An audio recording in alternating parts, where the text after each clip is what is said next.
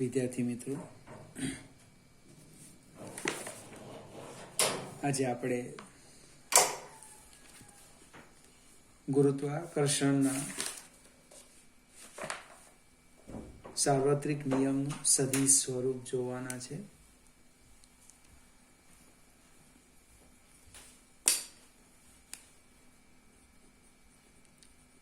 ગુરુત્વાકર્ષણના સાર્વત્રિક નિયમનું સદિશ સ્વરૂપ. આપણે આ સદિશ સ્વરૂપ શીખીએ અથવા તો ગુરુત્વાકર્ષણનો સાર્વત્રિક નિયમ જે જોયો એની સાથે આપણે 12મા ધોરણના પહેલા ચેપ્ટરની શરૂઆત કરી. અહીંયા બે દળ વચ્ચે લાગતું બળ છે, ત્યાં બે વિદ્યુત ભારો વચ્ચે લાગતું બળ છે. એટલે આ જે ચેપ્ટર આજે તમે વિડીયો જો એ ધોરણ 12ના સંદર્ભમાં ધીમે ધીમે સમજવાનું, એક પણ વાક્ય ગોખવાનું નથી. હવે સદિશ સ્વરૂપની હું તમને આકૃતિ સમજાવું. આપણે યામ પદ્ધતિ લઈએ, આ રીતના જસ્ટ વિચારીએ.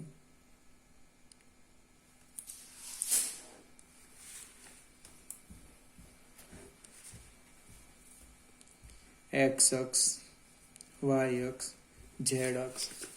આને એક્સ કેવું તો એક્સ વાય ઝેડ, આને એક્સ કેવું તો એક્સ વાય ઝેડ. કોઈક બે કણ લઈ લઈએ આ રીતે. એમના દળ પણ લખી દઈએ અહીંયા, M1 અને M2. સંદર્ભ બિંદુ એટલે આપણું ઉગમ બિંદુ O છે, એનાથી સ્થાન સદિશ લખી દઈએ. આમ ફરીથી હું ધોરણ 12ની વાત કરું છું, બરાબર ધીમે ધીમે સમજો. આનો સ્થાન સદિશ M2 છે એટલે હું લખી દેમ R2. આનો લખી દઈએ સ્થાન સદિશ R2. હવે જે બળ લાગે છે એ બળ બંને કણોને જોડતી રેખાની દિશામાં, એટલે આ રેખા દોરી દીધી. બળની વાત કરીએ તો આકર્ષણ બળ લાગે છે. આ જે કણ છે એને પોતાની તરફ ખેંચે, અને આમ એરો M1 પર M2 આકર્ષણ બળ લગાડે. કોના પર? M1 પર, પહેલા પર લાગે એટલે F12. સેમ અહીંયા એરો થવાનો F21. ફરીથી 12મા ધોરણમાં આ જ ચર્ચા છે. F12 એટલે M1 પર M2 વડે લાગતું બળ, આકર્ષણ બળ છે એટલે બરાબર. F21 એટલે એની તરફ જાય. 12મામાં અપાકર્ષણ બળ પણ આવે, ત્યાં બદલાઈ જાય. અપાકર્ષણ હોય ને તો આ થવાનું F12. કેમ? 12 ધક્કો મારે એટલે આમ જાય. અહીંયા આકર્ષણ છે એટલે આના તરફ જાય, આ આના તરફ જાય. હવે આપણે 1 થી 2 ની દિશાનો એકમ સદિશ લઈ લઈએ. 1 થી 2 ની દિશાનો એકમ સદિશ આકૃતિમાં દર્શાવ્યો. આકૃતિનું વર્ણન સમજાવું છું. સંદર્ભ બિંદુ અથવા ઉગમ બિંદુ, તમે જે લખો તે. સંદર્ભ બિંદુ O થી R1 અને R2 સ્થાન સદિશે આવેલા કણોના દળ અનુક્રમે કેટલા થવાના? M1 અને M2 છે. જો આકૃતિનું વર્ણન આખું જ આવી ગયું. ઉગમ બિંદુ અથવા સંદર્ભ બિંદુ O થી R1 અને R2 સ્થાન સદિશે આવેલા કણોના દળ અનુક્રમે લખી દીધું M1 અને M2 છે. હવે M1 થી M2 ની દિશાનો, M1 થી M2 ની દિશાનો સ્થાનાંતર સદિશ, સ્થાનાંતર સદિશ. બસ સ્થાનાંતર સદીશ એટલે આ આર લખીએ. કઈ દિશાનો? M1 થી M2, 1 થી 2 ની દિશાનો. એટલે R12 બરાબર અંતિમ સ્થાન સદીશ ઓછા પ્રારંભિક સ્થાન સદીશ. M1 થી M2 ની દિશાનો સ્થાનાંતર સદીશ લખ્યો. એ જ દિશાનો એકમ સદીશ લખું છું. એ જ દિશાનો એકમ સદીશ એ આપણે આમ લખવાના. એકમ સદીશ R12 એટલે એમ કેપ મૂકી બરાબર સ્થાનાંતર સદીશ ભાગ્યા તેનું મૂલ્ય. કોઈ પણ સદીશની દિશાનો એકમ સદીશ એટલે સદીશ ભાગ્યા તેનું મૂલ્ય. હવે આપણે જે એકમ સદીશની વાત કરી એ 1 થી 2 ની દિશાનો. 1 થી 2 ની દિશામાં કયું બળ છે? F12. તો આપણે એની વાત કરીએ. M1 પર M2 વડે લાગતું બળ. M1 પર M2 વડે લાગતું બળ. તો કે બળ ફોર્સ F કોના પર? M1 પર કોણ લગાડે? 2. F12 બરાબર G M1 M2 અપાન માનાંકમાં R12 માનાંકનો વર્ગ. ફરીથી M1 પર M2 વડે લાગતું બળ એટલે લખી દીધું F12 બરાબર G M1 M2 અપન તેમની વચ્ચેનું અંતર. એમની વચ્ચેનું અંતર કેટલું છે? R12. સ્થાનાંતર સદીશ છે, માનાંકમાં મૂકવાથી શું થાય? અદીશ બની જાય. આપણો પ્રશ્ન છે સદીશ સ્વરૂપ. તો આના માથા પર તીર મૂકવું એટલે આ સદીશ F12 વંચાય. તો જમણી બાજુ કેવી રીતે લખવાના? જો આ તો હજુ પણ શું છે? અદીશ છે. અદીશ. તો આ બળની દિશા ચેક કરો. એ બળની દિશા કઈ છે? M1 થી M2. અને એ દિશાનો એકમ સદીશ આપણે સમજાવ્યો છે. એટલે કેવી રીતે લખવાના? અહીંયા લખો એકમ સદીશ R12. ફરીથી વિદ્યાર્થી મિત્રો સમજવાની ખૂબ સરળ રીત છે. 1 2 1 2 1 2 આમ યાદ રાખો. અને પછી મૂલ્ય મૂકવાનું આવશે એ અલગ વસ્તુ છે. આ જ પ્રમાણે હું F21 લખું છું. F21 બરાબર minus G M1 M2 અપાન માનાંકમાં R12 માનાંકનો વર્ગ R12. મિત્રો બંને એક સરખા છે. એ માઇનસ કેમ લખ્યું? ઋણ શા માટે લખવામાં આવ્યું? તો કે આ જે બળ લાગે છે આ એકમ સદીશની વિરુદ્ધ દિશામાં છે. જો F21 આમ છે, આમ આની વિરુદ્ધ દિશામાં છે, માટે શું લખ્યું? માઇનસ. જો માઇનસ ન લખવું હોય પ્લસ તો 2 1 2 1 2 1 આવે.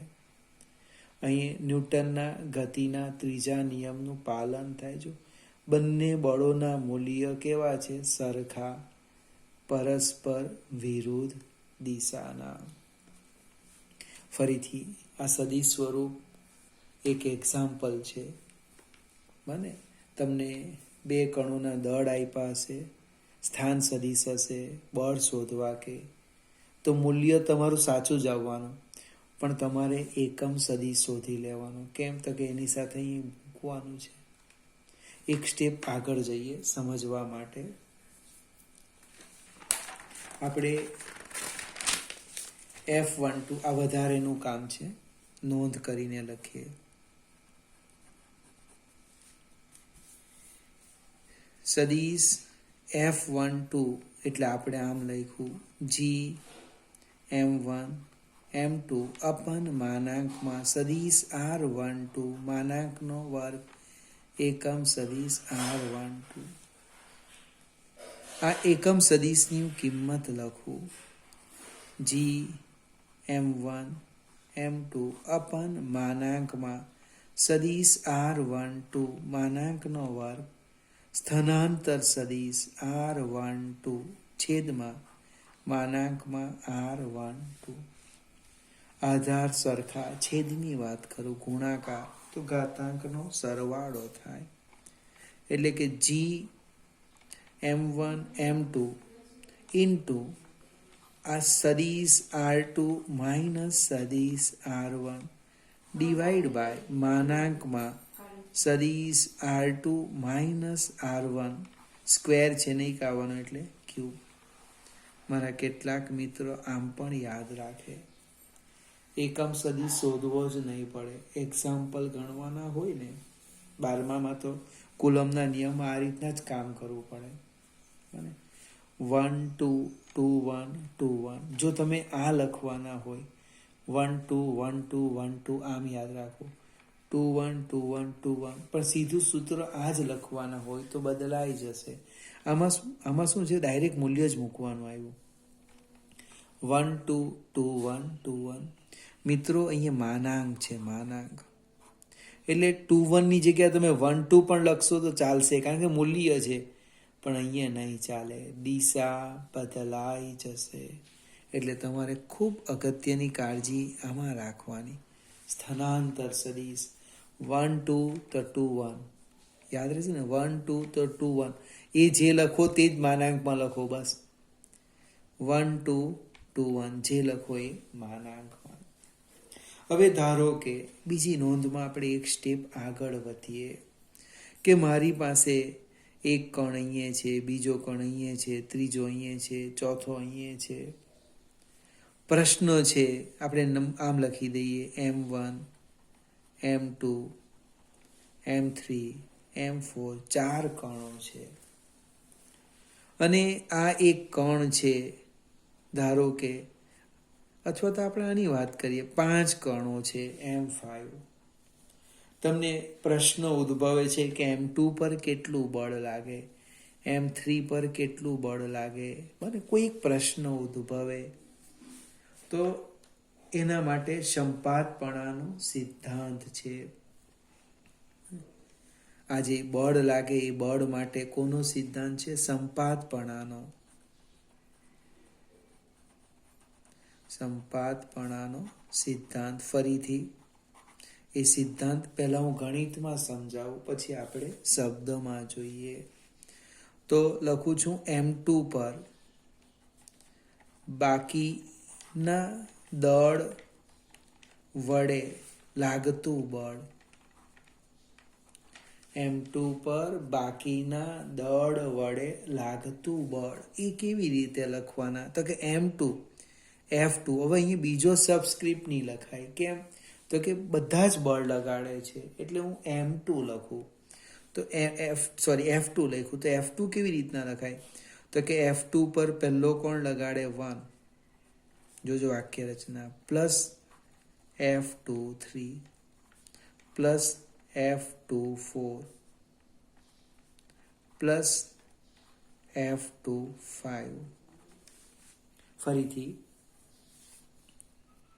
F2 બરાબર, જોજો F2 બરાબર લખ્યું F2 1 plus F2 3 plus F2 4 plus F2 5. અને સંપાતપણાનો સિદ્ધાંત કહેવાય. એને શબ્દમાં લખીએ. ઘણા બધા, જો એક કરતા વધારે એટલે ઘણા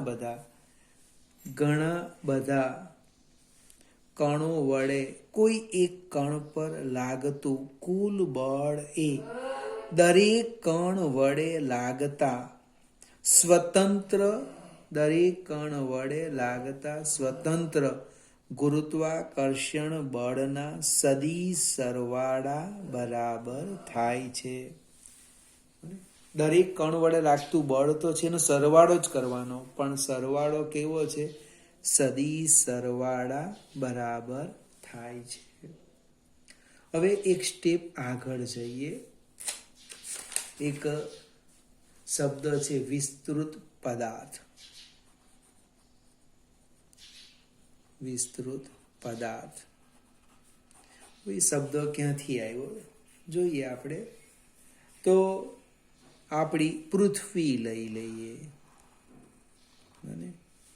તો પૃથ્વી વડે કોઈક બીજા બિંદુવત કણ પર લાગતું બળ શોધવાનું છે, ગુરુત્વાકર્ષી બળ. તો આપણે સીધું F બરાબર Gm1m2 અપન r² લખી શકવાના નથી. કેમ? તો કે પૃથ્વી ઘણા બધા કણો, બહુ બધા કણો, વિસ્તૃત પદાર્થ, બધા જ કણો વડે લાગતું બળનું મૂલ્ય અને દિશા સરખી નથી. આના વડે લાગતું બળ એ આ બે કણને, આના વડે આ બે કણને, આના વડે આ બે કણને. તો આ સમયે શું કરવાના? સમગ્ર પૃથ્વી અથવા તો સમગ્ર કોઈક મોટો પદાર્થ છે, એને નાના નાના કણોની જસ્ટ કલ્પના કરીએ. બને આ દરેક કણો વડે આ કણ પર લાગતું બળ શોધી તેનો સદિશ સરવાળો કરવામાં આવે છે. હવે આપણે સૂક્ષ્મ આપણે શું કહેવાય કાર્ય ઉર્જાના પ્રમેય ચર બળ વડે થતું કાર્ય વખતે સમજાવેલું એ જ પદ્ધતિ છે, પણ અહીંયા ચર્ચા કરવાના નથી. પણ આ બળ શોધવામાં આપણને બે વસ્તુ પ્રાપ્ત થાય છે કે એક નક્કર ઘોડો કે પોલો ઘોડો કવચ હોય, એનું સમગ્ર દ્રવ્યમાન એના કેન્દ્ર પર કેન્દ્રિત થયેલું હોય છે. એટલે તમે વિસ્તૃત પદાર્થ તરીકે પૃથ્વી લઈ લીધી, તો કે પૃથ્વી વડે આ કણ પર કેટલું બળ લાગે? તો કે પૃથ્વીનું દળ હું એમી લઈ લેમ, ઈ ફોર અર્થ, અને આને સ્મોલ એમ. હવે અંતર કયું લેવાના? તો કે કેન્દ્રથી લેવાના. કેમ? તો કે આજે વિસ્તૃત પદાર્થની ચર્ચા કરી, એ ચર્ચામાં આપણને એક મુદ્દો મળ્યો કે આજે સમગ્ર દળ છે એ એના કેન્દ્ર પર કેન્દ્રિત થયેલું હોય. એટલે અંતર ક્યાંથી માપવાનું? ઘોડો કે કવચના કેન્દ્રથી માપવાનું. એટલે આપણે F લખી શકીએ, જો Gm(m)/r².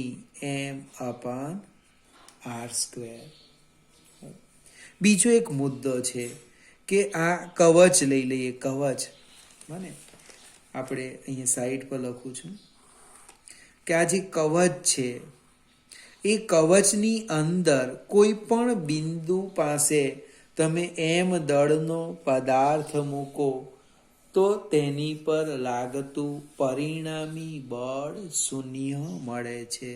મને કવચની સરસ ઓબ્જેક્ટિવ છે. કવચની અંદર મને કોઈ પણ બિંદુ પાસે, કોઈ પણ બિંદુ પર રહેલા m દળના પદાર્થ પર કવચ વડે લાગતું બળ 0 હોય છે. ફરીથી બંને જ મુદ્દા કામના છે. 12મા ધોરણમાં આની પણ ચર્ચા આવશે.